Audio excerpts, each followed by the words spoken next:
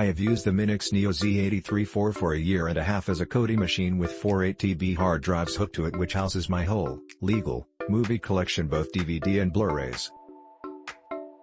It has ran Kodi fine, and of course, being Windows 10 there are other things I can do like light browsing, video game emulation, etc. The big major downside is the 32GB MINIX drive. Windows 10 won't install the latest updates and complains all the time. Being that it is Windows Home, you can't turn updates off at all. Technically an annoyance, but every time I turn the machine on it tries to install and fails. Supposedly I can hook a flash drive to the computer and use that as temp space for the install, but it has failed for me.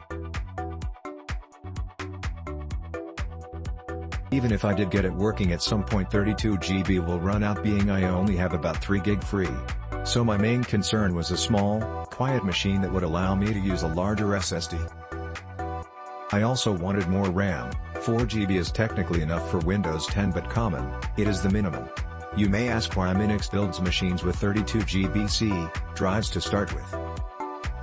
When I did my research a year and a half ago, I found that PC manufacturers who built systems with 32GB or smaller C drives and a max of 4GB of RAM could install the Windows 10 OS for basically free.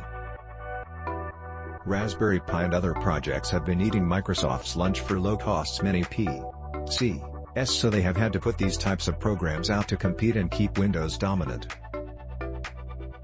Being that Windows costs between $90 and $140, that is a huge part of the cost of a smaller system. Being I didn't want to build a $600 and up system, the Neo Z83-4 made sense.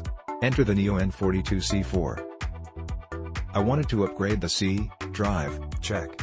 I wanted to install more RAM, check. I wanted Windows 10 Pro for RDP services, check. I bought this main system.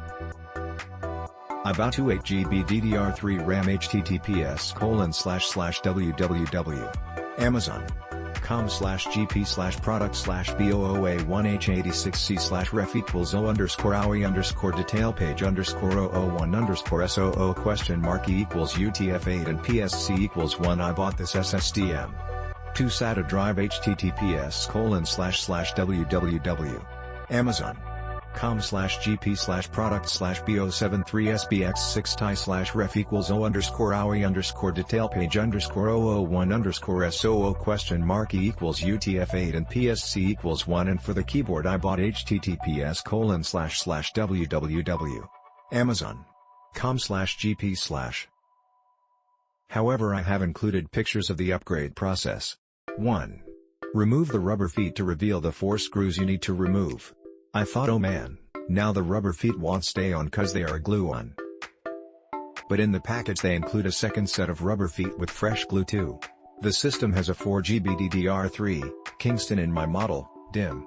This can be added to with a second DIMM slot or can be replaced with a larger DIMM for a total of 16GB, 2 8GB DIMMs.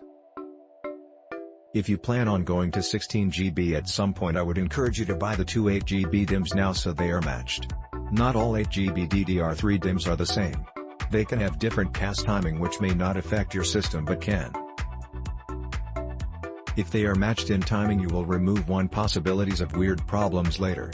I chose Corsair because they have a lifetime warranty and I had to use it once and it was easy to do and worked very well. Once a company treats me well, I stick with them. 3. Place the screw extender bolt into the hole that matches the length of your M2 SSD you are installing. Picture provided 4. Plug the M2 SSD in and use the provided retention screw to mount it in place. The retention screen should be screwing into the extender bolt you put in the motherboard. Or you did something wrong. 5. Close up the lid. 6.